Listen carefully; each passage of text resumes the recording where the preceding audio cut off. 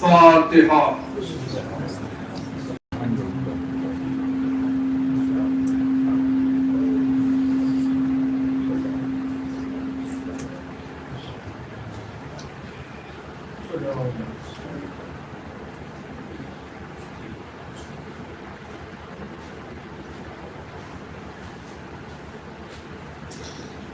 لا حول ولا قوة إلا بالله العلي العظيم.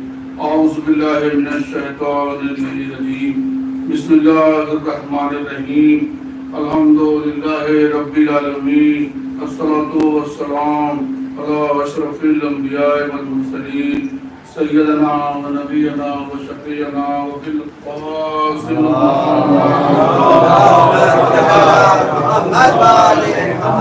وآله الطيبين الطاهرين المعصومين ولعنة الله على أعدائهم أجمعين من يومنا هذا إلى قيام يوم الدين. أما بعد فقد قال رسول الله صلى الله عليه وآله وسلم إني تارك فيكم ثقلين كتاب الله وسنة أهل بيتي ما إن تمسكتم بهما وإن تتولوا بعدي صلوات محمد.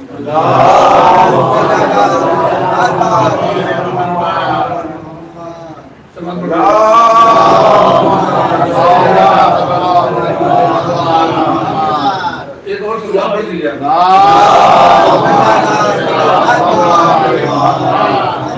اب اس پہ جو میں گفتگو کا آغاز کروں آپ حضرات سے التماس ہے کہ سورہ فاتحہ جس کا سبب سے میرے والدین مرحوم سید امتیاز حسین ابن سرفراز حسین مرحوم سلطان جہاں بنت الدین حضرت مرحوم مصطفیٰ حسین ابن سرفراز حسین کا برائے کرم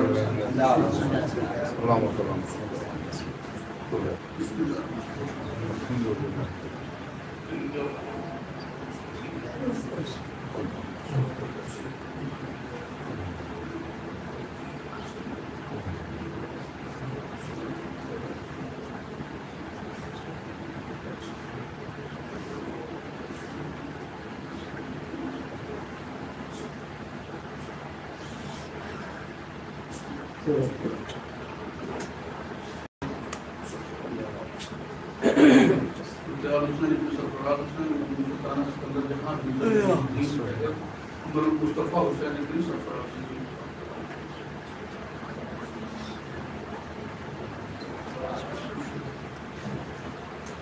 ایک اور التماس ہے سورہ فاتحہ جو سارے ثواب کے شب جمعہ ہے اپنے اپنے مرحومین کو جن کے کوئی وارثین نہیں ہے جو مائے کرام مرحومین ان سب کی روح کو یاد کرا.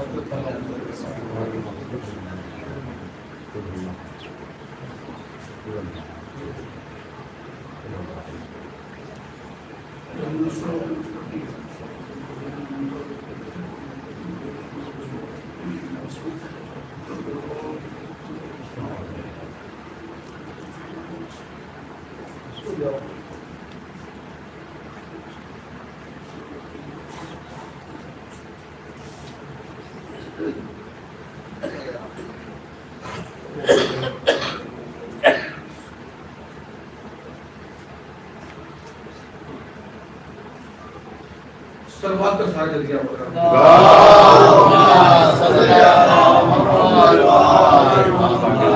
مشہور و معروف حدیث ثقلین جسے بنا بنا انہوں نے کلام کاٹ دیا ہے جس میں نبی کریم فرما رہے ہیں کہ میں تمہارے درمیان دو گراقدر چیزیں چھوڑے جا رہا ہوں، ایک کتاب اللہ اور ایک میری فطرت اہل بیت. دیکھو جب تک ان سے متمسک رہو گے ہرگز ہرگز گمراہ نہ ہوگے جہاں تک کہ میرے پاس ہونے کو گمراہ کی مجھ سے ملے. یعنی ایک تو پہلی چیز تو نبی نے جب یہ کہا کہ دو گراقدر چیزیں چھوڑے جا رہا ہوں، ایک کتاب اللہ ایک میری فطرت. فطرت کے فوراً بعد اہل بیت کا لفظ لگا دیا فوراً. کوئی یہ نہ کہنے پائے کہ یا رسول اللہ فطرت سے مراد ہم سمجھ نہیں پائے، لہذا فوراً اس کے بعد اہل بیت کا استعمال کر دیا کہ اہل بیت کو بھی سمجھو. فطرت ایسا پڑا کہ اہل بیت سے سمجھ لو کہ کس کو چھوڑ کے جا رہا ہوں، کب تک کے لیے چھوڑ کے جا رہا ہوں، کب تک کے چھوڑ کے جا رہا ہوں، روز قیامت تک کے لیے ان کا دامن تھامے رکھنا. تب گمراہی سے بچنے کا امکان ہے. کس کی وقت میں کہا نبی کریم نے؟ ظاہر سی بات ہے کہ ہمارا وجود تو نبی کی وفات کے شہادت کے 1400 برس کے بعد ہوا، ہم دنیا میں آئے. یہ اس وقت کہا ہوگا جب بزم صحابہ ہوگی، صحابیوں کی بزم ہوگی، صحابیوں کی بزم میں نبی کریم نے یہ ارشاد فرمایا کہ ہمارے بعد تمہیں یہ عمل انجام دینا ہے۔ تو اس کا مطلب یہ تو بالکل صاف بات سمجھ میں آتی ہے کہ ہے تو حدیث ہمارے لیے بھی، عمل ہمیں بھی کرنا ہے اس کے اوپر، لیکن اس کا مطلب صحابہ کرام کے بھی گمراہ ہونے کا امکان تھا۔ صحابہ کرام کا بھی کہیں نہ کہیں 1% ہی صحیح گمراہ ہونے کا امکان تھا، ورنہ نبی کو یہ حدیث کہنی نہ پڑتی، سروات پڑھ دی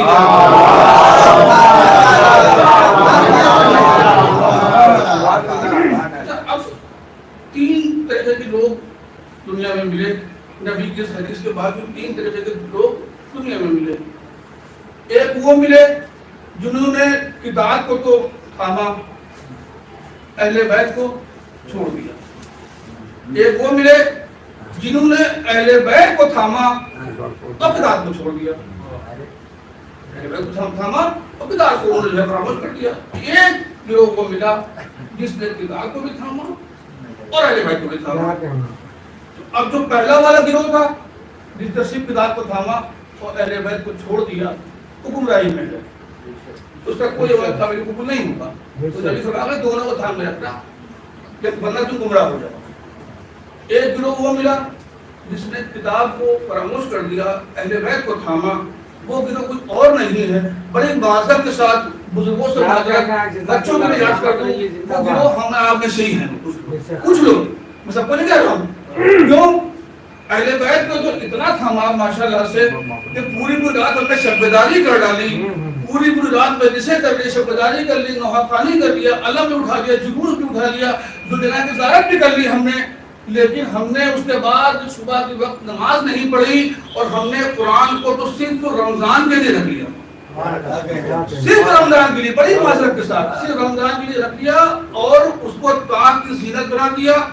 اور لیکن ایک چیز بڑی خیال رکھی ہے ہم نے کہ جب بیٹی کی شادی کریں گے تو سب سے پہلے قرآن خریدیں گے اور بیٹی قرآن کے سائے میں رخصت ہوگی، بھلے اسے قرآن پڑھنا آتا ہو چاہے نہ آتا ہو، آپ کے سمایا اس کا یہ جگہ نہیں ہے، قرآن کے سائے میں بیٹی رخصت ہوگی، بالکل کریے رخصت، میں اس کا کوئی مخالف نہیں ہوں، لیکن پہلے یہ بھی تو طے کریے کہ بیٹی کو قرآن پڑھنا آپ نے سکھایا کہ نہیں سکھایا، یا قرآن اس کے آگے جا کے طاعت کی زینت میں نہیں رہ جائے گی۔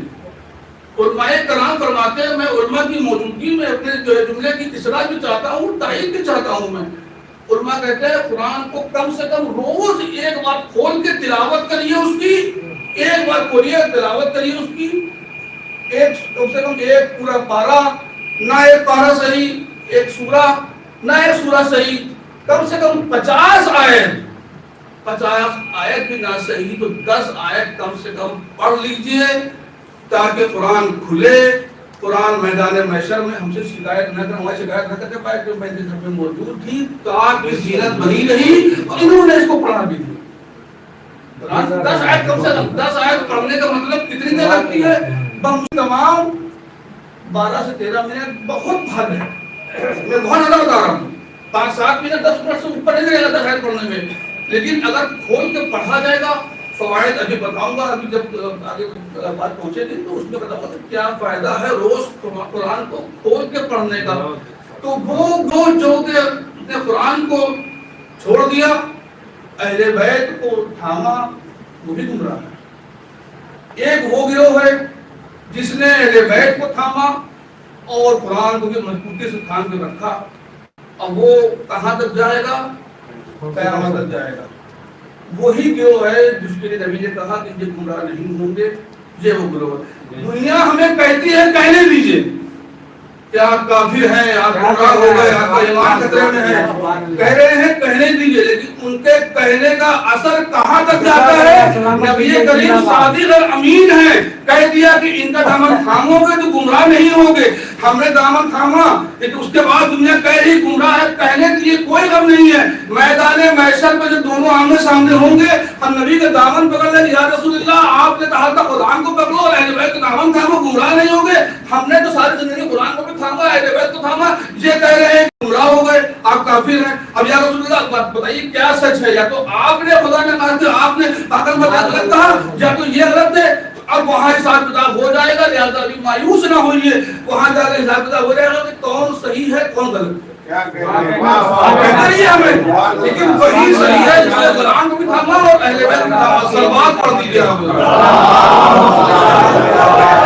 نبی نے کہہ دیا ما ينطق عن الهوى ان هو الا وحی یوحی کہ جس کے اوپر پہلا لگا ہوا ہے، جس کا جو اس آیت کا مصداق ہے، جس نے کہہ دیا تو وہ اپنی مرضی سے کوئی کلام ہی نہیں کرتا، وہ تو وہی کہتا ہے تو وہ یہ ربانی ہوتی ہے. تو اس نے کہا تھامو، ہم نے تھاما. اب ہم نے تھاما، آپ کہہ رہے گمراہ تو آپ کہتے رہیے، اس سے کیا فرق پڑتا ہے. اور ساتھ بھی کیسا ہے قرآن کا اور اہل بیت کا.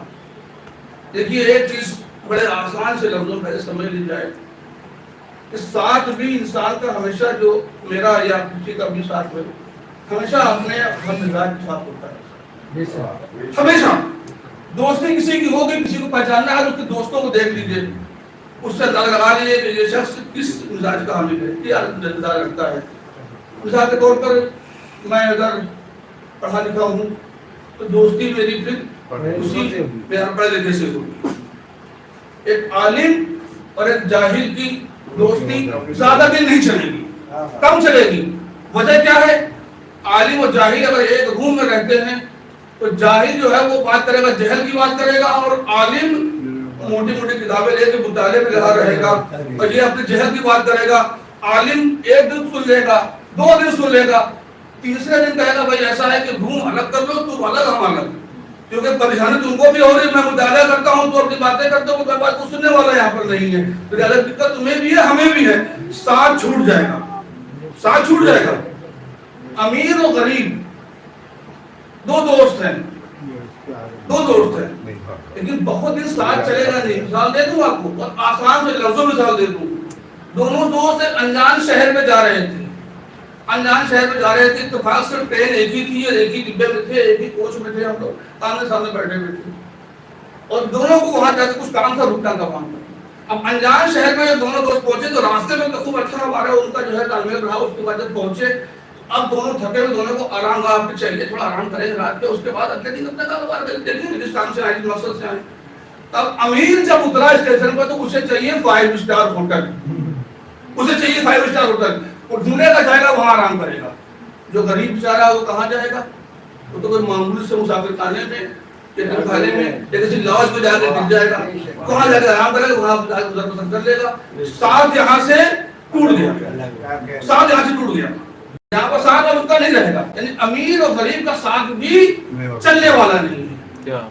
متقی اور بدکار اگر ساتھ میں ہیں، متقی اور بدکار ساتھ میں ہیں، زیادہ جتنی دوستی چلے گی. متقی پرہیزگار بھی ہے، وہ تقویٰ بھی رکھتا ہے، نمازی بھی ہے، پرہیز کا بھی بہت خیال کرتا ہے. اور جو بدکار ہے اس کو ایک چیزوں سے کوئی مطلب نہیں ہے. وہ تو کیا ہوا، وہ تو گیا جا کے اس نے بنود کے یہاں سے پان کھا لیا، رام لال کے سموسہ کھا لیا اس نے، اور اس کو ناگوار ہو گیا. متقی کو ناگوار، اور اس نے کھا لیا. جب اس نے کھا لیا تو اسے ناگوار، تو یہ دوستی چلے گی نہیں، دوستی ٹوٹ جائے گی. وہ اپنے راستے چلا جائے گا، وہ ساتھ پکڑے گا متقی کا، اور بدکار ساتھ پکڑے گا بدکار کا. بالکل یہ سامنے کی بات ہے. وہ ساتھ نہیں پکڑ سکتا. متقی اور پرہیزگار کی دوستی متقی پرہیزگار سے ہوگی، بدکار کی دوستی بدکار سے ہوگی. یہ کو ساتھ چلنے والا نہیں ہے، یہ ساتھ چھوٹ جائے گا. نبی کیا فرما رہے ہیں؟ میں تمہارے درمیان 2 گراہ چیزیں چھوڑ کے جا رہا ہوں. قرآن کی صفت کیا ہے ذرا یہ سن لیجیے. اور اب اس کا مطلب نبی چھوڑ کے جا رہا ہے تو جو قرآن ہے وہی اہل بیت ہے، جو قرآن ہے وہی اہل بیت ہے، جو سامنے تو وہی نہ ہے، جو قرآن ہے وہی اہل بیت ہے. قرآن میں کیا 5 صفتیں ہیں؟ قرآن ہدایت ہے، قرآن علم ہے، قرآن نور ہے، قرآن طہارت ہے، قرآن معجز نما کتاب ہے، قرآن ہدایت ہے، ہدی للمتقین، ہدایت ہے، ہدی للمتقین. قرآن علم ہے، ایسے علم ہے قرآن میں آیت 7 میں موجود ہے. کوئی ایسا خشک تر نہیں جو اس قرآن کے کتاب مبین میں موجود نہ ہو. یعنی سب کچھ موجود ہے، سارا علم قرآن میں موجود ہے. قرآن علم ہے، قرآن نور ہے. قرآن نور بھی ہے نا. نور کیسے؟ اب بات وہی میں نے کسی بات چھوڑی تھی ابھی. قرآن نور ایسے ہے کہ قرآن کی تلاوت کرنے والا جو روز تلاوت کرے گا آنکھوں کی روشنی میں اضافہ ہوگا، آنکھوں کی روشنی کبھی کم نہیں ہوگی. قبلہ میری بات کی تائید کریں گے. اور اس کے بعد ایک سب سے بڑا فائدہ جو میں نے چھوڑ دیا, میں بات کو ذکر کر دوں چھوٹے بھائیوں کے لیے, بڑے بھائیوں سے معذرت تو بزرگوں سے معذرت, سب سے بڑا فائدہ قرآن کے روز تلاوت کرنے کا یہ ملے گا, قلب روشن ہوگا, ایمان آپ کا تازہ ہوگا, اور اس کے علاوہ آپ ایک بڑی جو خطرناک بیماری موذی بیماری سے بچے رہیں گے, کینسر جیسی بیماری سے بچے رہیں گے. اور روز آپ پڑھ رہے ہیں, سماعت پڑھ دیجیے.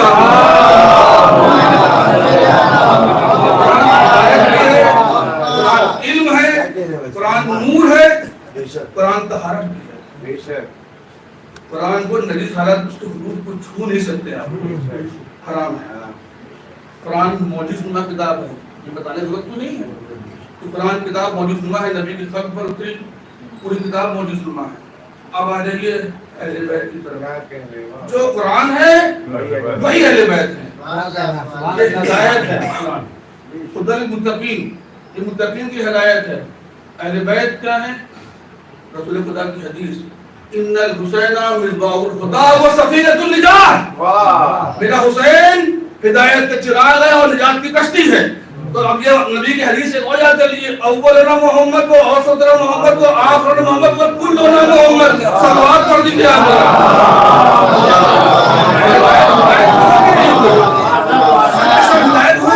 قرآن ہدایت ہے, ہدایت ہوئے کہ نہیں ہوئے؟ ہدایت دینے کے لیے آئے کہ نہیں آئے ہمارے پاس؟ قرآن علم ہے.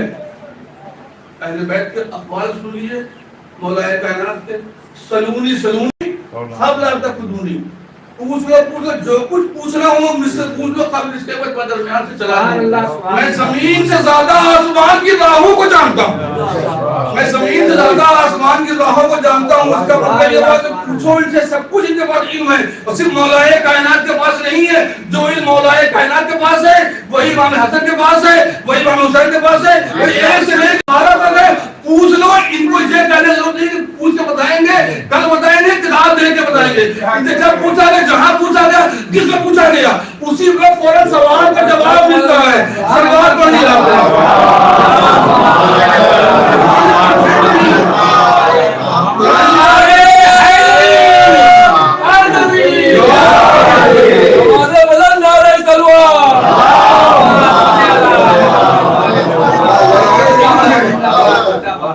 قرآن نور ہے. پھر نبی کی حدیث کا سارا لے لیا تھا, اول ما خلق اللہ نور انا والی من نور ابراہیم. پروردگار نے سب سے بڑا نور کو خلق کیا, اور میں اور علی دونوں ایک ہی نور سے ہیں. یعنی اہل بیت نور ہوئے کہ نہیں ہوئے؟ بات کو اور تھوڑا سا واضح کر دو بچوں کے لیے. یہ اس معیار کا نور ان کا ہے. مدینے میں امیر المومنین جب تسبیح و تحلیل کرتے تھے تو امیر المومنین کی آواز سے لوگ مدینے کے انداز لگا لیا کرتے تھے کہ مدینے کے امیر المومنین محو عبادت ہیں, عبادت میں مصروف ہیں, عبادت الہی کر رہے ہیں. لیکن معصومہ جب عبادت کریں آواز باہر نہیں آنی چاہیے. معصومہ کیسے پتہ لگائے کیونکہ معصومہ محو عبادت ہیں, پروردگار کی عبادت کر رہی ہیں, حمد ثنا کر رہی ہیں, کیسے پتہ چلے لوگوں کو؟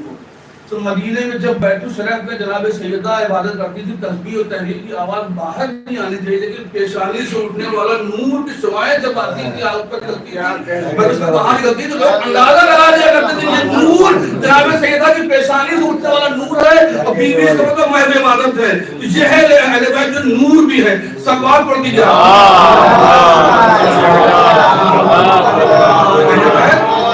معجزہ معجزہ ہے, یہ بھی معجزہ ہے. مباہلے کا وہ واقعہ جس میں عیسائی پادری کہہ رہا ہے, ہندوستان کے میں کہہ رہا ہے کہ میں ایسے چہرے دیکھ رہا ہوں کہ اگر پہاڑ کو اشارہ کر دے تو ریزہ ریزہ ہوتا ہوا نظر آتا ہے. کسی میں قوت عام انسانوں میں کسی میں یہ معجزہ دکھانے کی قوت ہے؟ پہاڑ کو اشارہ کر دے تو ریزہ ریزہ ہوتا ہوا نظر آتا ہے. یعنی یہ اہل بیت کی طرح معجزہ تو اہل بیت کو پڑھنے بیٹھ جاؤں تو ابھی 2 گھنٹے بھی لگ جائے گا, کیونکہ معجزے پورے نہیں ہو پائیں گے. ان کے معجزات اتنے ہیں, ان کے معجزات پڑھ کے تاریخ میں سمجھ آتا ہے. یہ تو وہ ہے کہ جو مردے کو ٹھوکر مار دے تو مردہ زندہ ہو کے وہ ہے کہ جو جناب سیدہ اگر دعا کر دے تو مردہ یہودی دلہن زندہ ہو کے اٹھ بیٹھے. تو یہ تو معجزہ ہے. تو نبی نے اسی کو کہا کہ میں 2 گراں قدر چیزیں چھوڑے جا رہا ہوں تمہارے درمیان. دیکھو جب تک ان سے متمسک رہو گے ہرگز ہرگز گمراہ نہ ہوگے. تو جب گمراہ ہو دنیا تو انجام کیا ہوا؟ ہدایت کو چھوڑا گمراہی ملی، علم کو چھوڑا جہالت ملی، نور کو چھوڑا ظلمت ملی، طہارت کو چھوڑا تو نجاست کا ساتھ، طہارت کو چھوڑا تو نجاست ملی، موزے کو چھوڑا تو ہما شما کی طرح ہو گئے، عام آدمی ہو گئے، موزہ آس پاس بھی کہیں تو سلوات پڑی جا ہونے کے لیے کہا گیا ہمیں.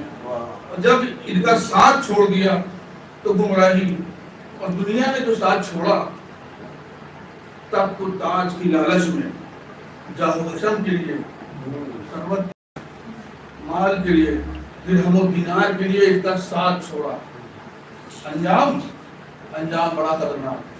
جب ان کا ساتھ چھوڑ دیا تو انجام یہ ہوا کہ جمعے کی نماز بدھ کو پڑھائی جانے لگی، جمعے کی نماز بدھ کو ہونے لگی، صبح کی نماز 2 کی بجائے 4 رکعت ہونے لگی، 2 کے بجائے 4 رکعت ہوئی. پڑھائی مسلمانوں نے پڑھ بھی لیا، پتہ نہیں مسلمان تھے کہ کیا تھے وہ، اور اس کے بعد گھوم کے کہہ رہے ہیں کہیے تو اور پڑھا سلوات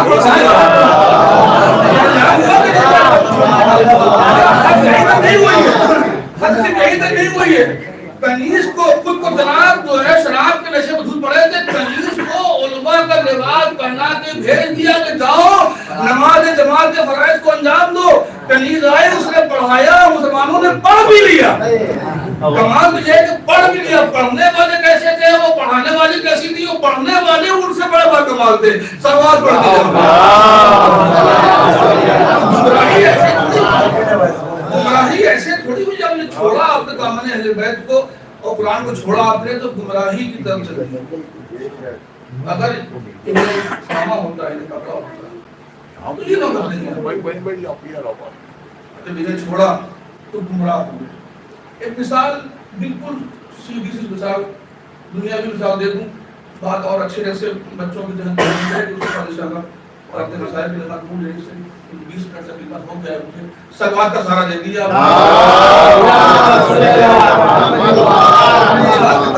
ہندوستان کی حکومت نے کوئی ایک پروجیکٹ جرمنی سے، جرمنی حکومت سے معاہدہ کیا اور اسے خریدا، وہاں سے ان کے انجینئر سے وہ پروجیکٹ تیار ہوا اور ہمارے ہندوستان میں وہ پروجیکٹ آنے کے لیے آیا، وہ پروڈکشن کرنے کے لیے آیا. ہمارے ہندوستان میں جو پروجیکٹ آیا تو انجینئر وہاں کے تھے، آئے ہندوستان میں وہ پروجیکٹ لگانے کے لیے آئے.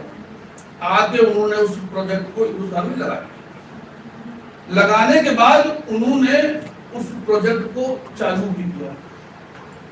ہندوستانی انجینئر نے کیا کیا، تھوڑا بہت دیکھا سمجھا، اس کے بعد بھی کہا کہ اب ایسا ہے کہ اب کو ہم چلا لیں گے، اب آپ جائیے، اب جائیے، اس کو ہم چلا لیں گے. جرمنی کے انجینئر روانہ ہو گئے، ہندوستان کے انجینئر کے ہاتھ میں پروجیکٹ آ گیا. پروجیکٹ جنوری کا تھا، کام مار دیا ہندوستان کے انجینئر سے. 1 دن 2 دن کے بعد معاملہ گڑبڑ ہو گیا، پروڈکشن نہیں ہو رہا ہے، پروجیکٹ کام نہیں کر رہا، مشین فیل ہو گئی. اب سمجھ میں نہیں آ رہا ہے، ساری حکمت لگا دی، سارے انجینئر ہندوستان بلا لیے گئے اور ماہر انجینئر بلا لیے گئے، سارے سینئر بلا لیے گئے، جو ریٹائر ہوئے تو وہ بھی بلا لیے گئے. سب نے آگے اپنی اپنی حکمت لگا دی لیکن سمجھ میں نہیں آ رہا ہے. اب کیا کریں گے؟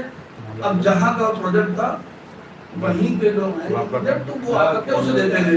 بلائے گئے وہی انجینئر جنہوں نے آگے لگایا تھا، جنہوں نے پروجیکٹ لگایا تھا وہی بلائے گئے. وہ آئے تو آنے میں انہوں نے کیا کیا، آئے 2 تار لگے تو اس کو پلٹ دیا.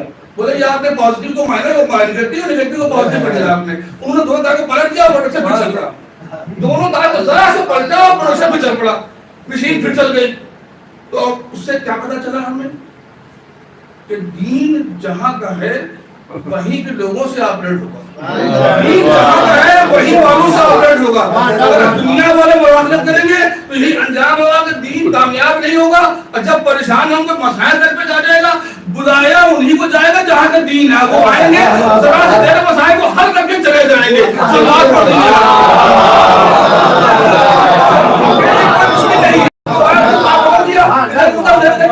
آپریشن بھی چالو ہو گیا.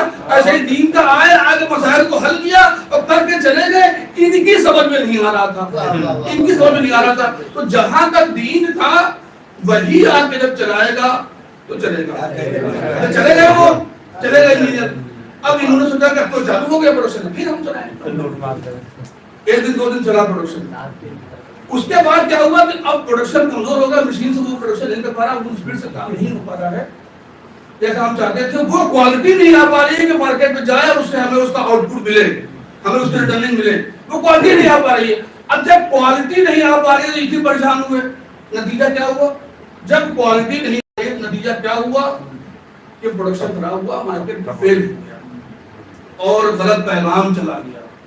بس یہی دین کے ساتھ میں دین کی کمان دوسروں کے ہاتھ میں چلی گئی. تو جب انہوں نے چلانا چاہا کیا ہوا؟ کوالٹی فیل ہو گئی، پروڈکشن خراب ہو گیا اور نتیجہ کیا آیا کہ طالبان آئی ایس اور داعش جیسے جو ہے وہ سامنے آنے لگے.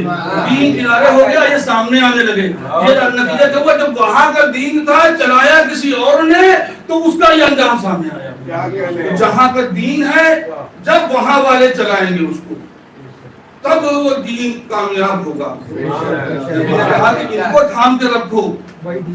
یہ دنیا والے اس کو نہیں چلا سکتے. دنیا نے جب چلایا تو قرآن کیا کہہ رہا ہے، قرآن میں ٹیکنیکل چیزیں کیا ہے. ایسے تھوڑی کہا کہ اہل بیت کو چھوڑ کے جا رہے ہیں. ہمارا ذہن وہاں تک نہیں پہنچا ہے کہ ہم بتا پائیں کہ قرآن کیا کہنا چاہ رہا ہے. یہ وہی بتائیں گے جن کو چھوڑ کے نبی گئے ہیں، یہ وہی بتائیں گے جن کو چھوڑ کے نبی گئے ہیں. بتائیں قرآن یہاں پر کیا کہنا چاہ رہا ہے، کیا اس کا مفہوم ہے، کیا مطالب ہے، کیا اس کا طرف خدا کا اشارہ ہے. جو وہی بتائیں گے جنہوں نے پوری کتاب کا علم ہے، کتاب کا علم ہے وہی بتائیں گے.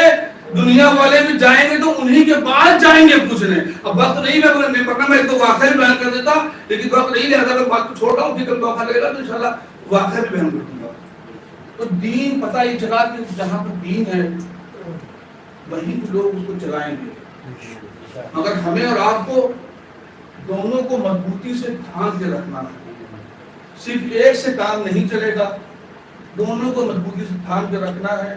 ایسا نہ ہو کہ ہم پوری رات جو شبیداری میں مصروف رہے، اب صبح کی نماز سے عین پہلے ہم سو گئے، نماز قضا ہو گئی. ایسا نہ ہو، ورنہ مقصد پھر کسی مقصد بے مقصد رہ گیا، ہدف پامال ہو گیا. اور ایک چیز اور دھیان رکھیے گا، بچوں سے گزارش کر رہا ہوں، بزرگوں سے معذرت، علماء سے معذرت. 2 مہینہ 8 دن کی مجلسیں کرنے کے بعد اگر کچھ نہیں سیکھا، کچھ تبدیلی نہیں آئی تو آپ مجلس پہ نہیں آئے. آپ کچھ نہیں آئے. 2 مہینہ 8 دن کی مجلس پہ بیٹھنے کے بعد آنے کے بعد اگر کچھ تبدیلی نہیں آئی اپنے اندر، کچھ کمی اپنی دور نہیں کری، کچھ خامی دور نہیں کری، کچھ الیمنٹ کی مجلس سے کچھ استفادہ حاصل نہیں کیا اگر آپ نے، تو پھر اس کا مطلب آپ آئے اور بیٹھ کے اور ٹائم پاس کر کے چلے گئے. یا تو یہ ہے کہ آپ کا ذہن کہیں اور تھا اور آپ واٹس ایپ پہ فیس بک پہ لگے رہ گئے، آپ نے مجلس کی طرف اپنے آپ ذہن متوجہ نہیں کیا. یہ ہو سکتا ہے یہاں سب کچھ مل رہا ہے، یہاں سارا علم، یہاں شریعت بتائی جا رہی ہے، یہاں دین بتایا جا رہا ہے، یہاں سب کچھ بتایا جا رہا ہے. کوئی چیز ایسی نہیں جو اس فلسفہ پر آپ کو آنے کے بعد حاصل نہ ہوتی ہو. لہذا اگر تبدیلی نہ آئے تو ضرور سے ضرور اس پر غور و فکر کر لینا چاہیے، تفکر کر لینا چاہیے کہ کہاں کمی رہ گئی. اور دعا یہ کرنا چاہیے کہ سال آئندہ انشاءاللہ اگر حیات رہی فلسفہ پر آئے تو ہم اپنے اندر تبدیلی لانے کی کوشش کریں گے تاکہ جو مقصد ہے وہ پامال نہ ہونے پائے. اور ہم جب چینج ہوں گے، اپنے اندر تبدیلی لائیں گے، تب دنیا کہے گی یہ واقعہ جو علی کا چاہنے والے آئے ہیں. جب لوگ کہیں تب ہماری کامیابی ہے. ہم اپنے اندر ریاکاری اور خود پسندی لے کے آئے کہ ہم تو بڑی مجلسیں کرتے ہیں. خود پسندی سب سے بڑا گناہ ہے. کیا کہنے، خود پسندی آپ کے سارے عمل کو ضائع کر دے گی. خود پسندی کبھی نہ لائیے، کیونکہ اہل بیت کو آپ کی ضرورت نہیں ہے، آپ کو ضرورت ہے. اہل بیت کو ضرورت نہیں ہے، آپ نہیں آئیں گے، فرشتے آئیں گے، ملائکہ آئیں گے، مجلس ہو جائے گی، آنسو بہائے جائے گا، کبھی بنایا جائے گا. لہذا یہ تو احسان و کرم ہے کہ ہمیں حیات دی، ہمیں آنا نصیب ہوا فرش ازواج کے اوپر. سوچ میں لائیے گا کہ ہم آئے تو آنے کے بعد ہم نے آنسو آئے تو کسی پہ احسان کیا. ہم تو محتاج ہیں ان کے کرم کے جو قبول کر کے ہمارے آنسو. ہم محتاج ہیں ان کے کرم کہ وہ قبول کر لے ہمارے 2 آنسو، ایک آنسو بھی قبول ہو جائیں، وہی ہمارے لیے نجات کا ذریعہ ہے. مسائل ابھی جانے گرامی قدر اتنے سخت ترین مسائل میں نے بیٹھ پڑے کہ میں نے ابھی پڑھنے کا ارادہ کیا، آپ متوجہ ہو گئے، آپ کی آنکھ اشباط ہو گئی، نہ مسائل بیدور پر پڑا ہے نہ آپ پر پڑا ہے، آپ نے سنا، ابھی سنا بھی نہیں، اور آپ آج سے نہیں 1400 برس سے سن رہے ہیں، لیکن جس کے اوپر یہ مسائل بیتے ہوں ذرا تصور کریے خالی بس ایک بار ذہن میں، جس کے اوپر بیتے ہوں گے اس کے دل سے پوچھئے اس کے دل پر کی کیا کیفیت ہوگی، اس کے دل کی کیا کیفیت ہوگی۔ چوتھے امام جناب زینب سلام اللہ علیہ، جناب سکینہ سلام اللہ علیہ، جناب زینب ام کلثوم، ان کے اوپر کیا بیتی ہوگی جب چوتھے امام سے کسی نے یہ پوچھا مولا سب سے زائد مسائل اول کہاں پڑے؟ امام نے کربلا کا ذکر نہیں کیا، امام نے کوفہ کا ذکر نہیں کیا، امام نے کربلا اور کوفے کے راستے کا ذکر نہیں کیا، کوفے کے دربار کا ذکر بھی نہیں کیا، ایک ہی جملہ امام نے کہا تھا الشام الشام، بازار شام، دربار شام، زندان شام۔ کئی کے بعد گرجا کرنے کہا آقا کب تک رہیے گا، کب تک گرجا کریے گا، رونا تو آپ کی میراث ہے۔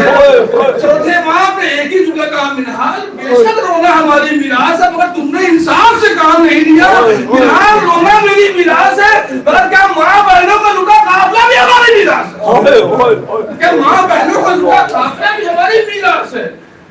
چوتھے امام نے یہ کیا کیا، جناب زینب کو مسائل سنے، جناب زینب کی زبانیں سن دیئے مسائل۔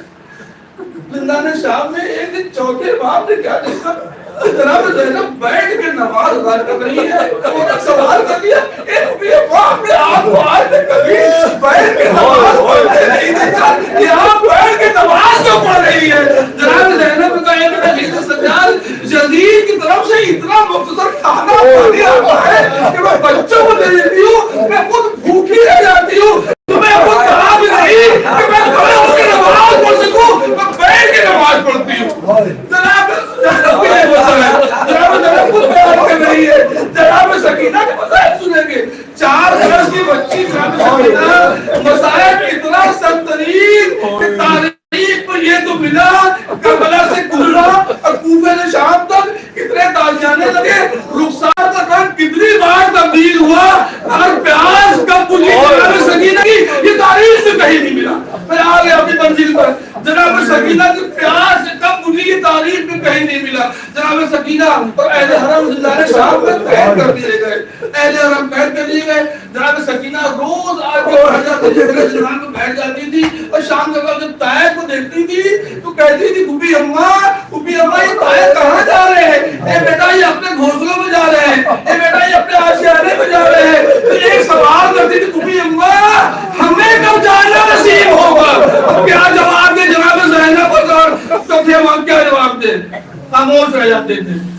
جناب سکینہ ہمیشہ زندان شام میں اپنے بابا کو یاد کرتی رویا کرتی تھی، ہائے بابا کی فریاد بلند کیا کرتی تھی۔ جناب سکینہ کی زبانی جناب سکینہ کو مصاحب سن لیجیے، بعد یہ مکمل کر دوں گا۔ بچے چھوٹے چھوٹے کوئی بچے تھے، انہوں نے دیکھا کہ یہ کوئی قیدی ہے، یہ اچھے گھرانے کی معلوم ہوتی ہے، قید میں ہمیشہ اپنے بابا کو یاد کرتی ہے، لہذا بچوں کا یہ مزاج ہوتا ہے، بچے کسی اپنے ہمسن کو دیکھتے ہیں تو آتے ہیں، آنے پر پوچھتے ہیں، حال چال لیتے ہیں۔ بچے آئے، آنے کے بعد پوچھا اے بچی تم کون ہو، کہاں کی رہنے والی ہو، تمہارا یہ کیا عالم ہے؟ پوچھا جناب سکینہ نے بڑی معصومی سے کہا مجھے سکینہ بنت حسین کہتے ہیں، کہاں کی رہنے والی ہو؟ کہاں مدینے کے رہنے والے ہیں۔ کہا بچی بتاؤ کہ کیا تمہارا بابا اس دنیا میں زندہ نہیں ہے، تمہیں یہاں تک جا کے حسین سے قید کیا گیا؟ کہا نہیں میرا بابا اسے ظالموں نے 3 دن کا بھوکا پیاسا بے جرم و خطا شہید کر دیا، اور مجھے بھی بے جرم و خطا مجھے پورے کنبے کو یہاں قید کر لیا گیا، میرے بابا کو ظالموں نے بے جرم و خطا شہید کر دیا۔ بچے گریہ کرنے لگے، بچوں نے سوال کیا ہے بچی یہ بتاؤ کہ کیا تمہارا کوئی چچا اس دنیا میں موجود نہیں ہے کہ تمہاری مدد کے لیے آ سکے؟ بچی تڑپ گئی، بچی کو پتہ آواز یاد آتا ہے، اے بچوں میرا چچا میرے لیے پانی لینے پہاڑ کے کنارے گیا، شانے کٹا کے سو گیا۔ بچے اور گریہ کرنے لگتے ہیں، گریہ کرتے کرتے بچوں نے پوچھا ہے بچی یہ بتاؤ तुम्हारा कोई बड़ा भाई नहीं मौजूद? बड़ा भाई नहीं, दो बड़े भाई मौजूद थे। एक मेरा बड़ा भाई जनाब अली अकबर था। अली अकबर को जालिमों ने 3 दिन का भूखा प्यासा नैज़े पर बच्ची नैज़े के पर सीने पर नैज़े की अली मार के शहीद कर दिया। मेरा भाई शहीद हो गया। उसके बाद कहा मेरा एक और भाई था, वो जो कैदी तुम देख रहे हो, वो कैदी जिसके हाथों में कड़ी पैरों में बेड़ी है, ये मेरा 23 बरस का जवान भाई है। यही काफिले का काफिला सालार है। जालिमों ने कैद कर लिया। बच्चे और गिरिया करते, बच्चे गिरिया करते करते पूछते हैं बच्ची ये बताओ कि तुम्हारा कोई छोटा भाई छोटा भाई तो सुनिए सकीना ने जुबानी ये बच्चों ऐसा ना कहो, मेरा एक छोटा भैया 6 महीने का बच्चा अली असगर था। मेरा बाबा उसे फौज अशियारों से दीने सुल्तान दिया। मेरा भाई मेरे बाबा के हाथों पर शहीद हो गया। बच्चों ने सुना, बच्चे बेचैन हो गए, गिरिया करने लगे। गिरिया करते करते बच्चे बेहोश हो गए। सब बच्चों को दस से भागा हुआ। बच्चे फौरन अपने घर की तरफ आए। आने पर तो वालिदैन से कहा ए मेरे वालिदैन आज मैं कुछ ऐसे कैदी देख के आया हूँ, हम कुछ ऐसे कैदी देख के आए। उनमें एक बच्ची है जो बड़ी प्यासी मालूम होती है, बड़ी मजलूमा मालूम होती है, वो जदीबा मालूम होती है। हम उसके लिए खाना और पानी लेके जाएंगे, हम उसके लिए खाना और पानी लेके जाएंगे। बच्चों ने कहा, वालिदैन ने खाना पानी का इंतजाम करना शुरू किया। इधर जनाब सकीना हमेशा अपने बाबा को याद करके गिरिया करती रहती थी, हाय बाबा की फरियाद करती रहती थी। एक दिन जनाब सकीना ने भैया से पूछा, ए भैया सज्जाद तुम वक्त के इमाम हो, ए भैया ये बता दो कि प्यास की सबसे ज्यादा कैफियत क्या होती है? प्यास की सबसे सख्तरीन कैफियत क्या होती है? ए बहन सकीना, प्यास की जब सख्तरीन कैफियत होती है तो आंखों के आगे धुआं छा जाता है। ए भैया सज्जाद ये कैफियत मेरे बाबा हुसैन की देखी थी। मेरा बाबा तो आंखों के आगे धुआं था। मेरा बाबा गया कि दादू को बदल दिया, लेकिन दोनों में कोई बीमारी नहीं। किसके मौजूद हो, किसके पास में जनाब सकीना जनाब सकीना मौजूद हो, मैं वो मौजूद भैया ये बता दो प्याज की और इससे ज्यादा सख्तरीन क्या होती है? बहन सकीना जब प्याज की और सख्तरीन कैफियत होती है तो इंसान बार बार अपना मुंह खोलता है, बंद करता है, तालसी करने लगता है। जैसे मछली बगैर पानी के तड़पती है, उसको बाहर निकाल दो तो बार बार तालसी करती है, मुंह खोलती है। ए भैया ये कैफियत मैंने अपने भैया अली असगर की देखी थी। मेरा बाबा गया था, मेरा भैया इतना प्यासा था कि बार बार अपने मुंह खोलता था, बंद कर देता था। ए भैया ये बताओ कि प्याज की और इससे ज्यादा सख्तरीन कैफियत क्या होती है? ए बहन सकीना ना सुन सकोगे भैया बता दो। ए भैया ए बहन सकीना प्याज की और सख्तरीन कैफियत होती है, हलक में कांटे पड़ते हैं, ज़बान में जो कांटे पड़ने लगते हैं, ज़बान सूखने लगती है, ज़बान चिटकने लगती है। ए भैया ये कैफियत मैंने अपने बाबा हुसैन की देखी थी। मेरा भैया अली अकबर रन से वापस उसने चाहा कि मैं अपनी ज़बान में दे दूं, फौरन ज़बान खींच ली। ए बाबा आपकी ज़बान में तुझसे ज़ाहिर कांटे पड़े हुए। फिर कहा जनाब सकीना ने ए भैया ये बताओ कि प्याज की इससे ज्यादा सख्तरीन कैफियत क्या होती है? सकीना सुन ना सकोगी। नहीं भैया बता दो कि इससे सख्तरीन से कैफियत क्या होती है? ए सकीना प्याज की सबसे सख्तरीन कैफियत जो होती है उस वक्त इंसान की जिस्म की हड्डियां चिपकने लगती है, हड्डियों से आवाज आने लगती है। ए भैया मेरे जिस्म की हड्डियां चिपक रही है, हड्डियों से आवाज आ रही है। ए भैया मुझे सब जमीन पे दर्द करना, ए भैया मुझे नीचे में टूटने में दर्द कर देना, जमीन की तरफ जो कफन ला देना। सकीना ने वसीयतें कर दी। उसके बाद एक वक्त भी आया, एक सकीना आंख लग आंख खुली, चौकी तो उसके बाद हाय बाबा की फरियाद करती जाती थी। ए अम्मा ए भैया अभी बाबा आए थे, गोश्त के लिए प्यार कर रहे थे। बाबा कह रहे थे सकीना तू बहुत अंदर मेरे पास आने वाली हो। बाबा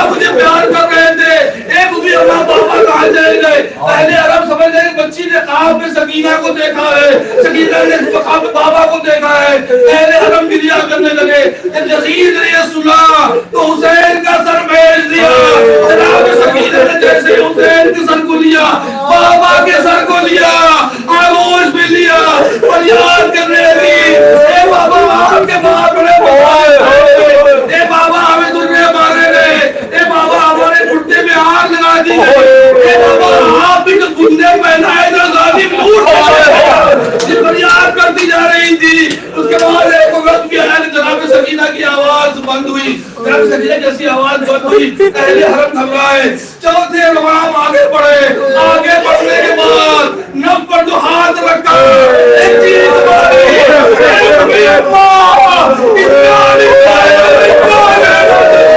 ایک بھی اللہ زندان شام میں سکینہ میں سکینہ کا موت زندان شام میں ہونے لگا.